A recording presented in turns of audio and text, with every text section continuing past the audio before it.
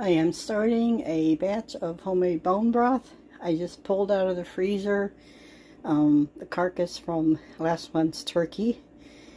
Added some celery and carrots that I had left over. Also put some salt, pepper, poultry seasoning, a couple of radishes in there.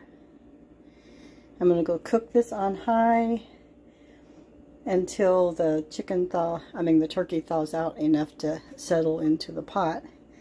And then I'll turn it on low and cook it for at least another 24 hours. We'll check back with it.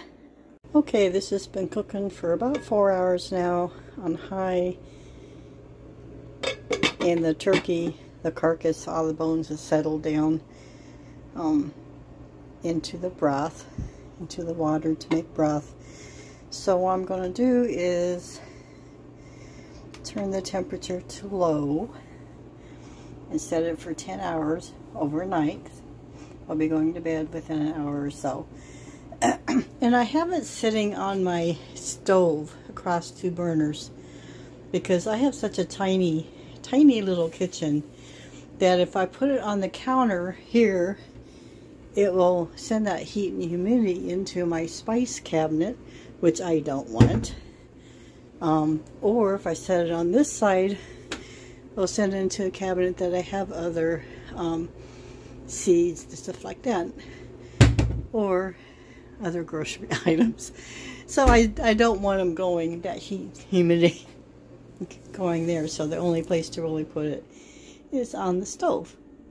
And that way I don't have to worry about the countertops getting overheated or anything like that. So let's let it go overnight. My homemade turkey broth is coming along. It's been cooked overnight, and I'm going to cook it probably another 8 to 10 more hours on low. By the time I get off of work today, it'll be done.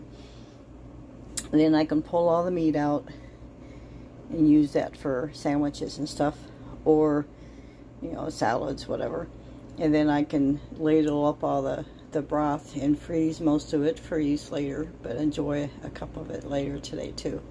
So I'll check back when it's done.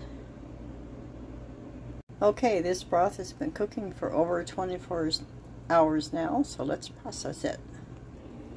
First I go through the pot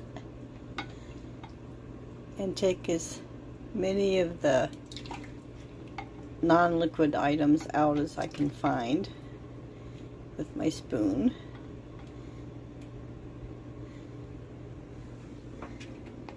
And I put them here in a container right now just to cool off. And when they cool off, I will pick off any of the meat that's left and discard the bones that they're used up. Then I will be ladling this broth out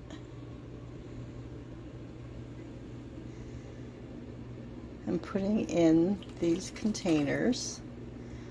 And this is an ice cube like tray, but it's like, what is it, half a cup or a cup size serving? But I'll fill up this whole tray and then freeze it.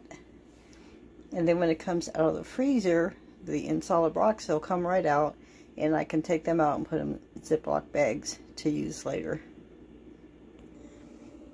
Okay, that was a lot messier project than I thought it was going to be with the ladle, because it was just like going all over the place. So I had to resort to my little handy stainless steel baster to fill up all the things and not get broth all over the place. So now I just snap the lids on. I don't know if you can see the brand. It's called Super Cubes. It's the name of the cubey trays. So put those lids on. Okay, and then you can put them in your freezer. And they would stack on top of each other because the lids themselves are very firm, but my ice cubes are in the way, and I don't want to have to put them someplace else. So put them in the freezer, and by tomorrow morning they will be. Then the next day, just take the lid off. This is like greens that I did. And you see, these will pop right out. If I flipped it over, they would pop out. Let me try it. Yeah.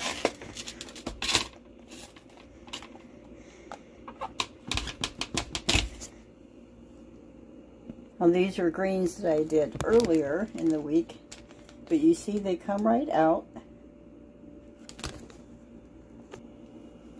And then you can put them in once they're frozen and come out of the tray. Put them in a Ziploc bag, and I'll suck out the air with a straw in a second. And then throw them in the freezer and use them as you want to. Perfect thing for vegetables, greens, soups, chili, anything like that that you can make single serving size cubes. Very practical.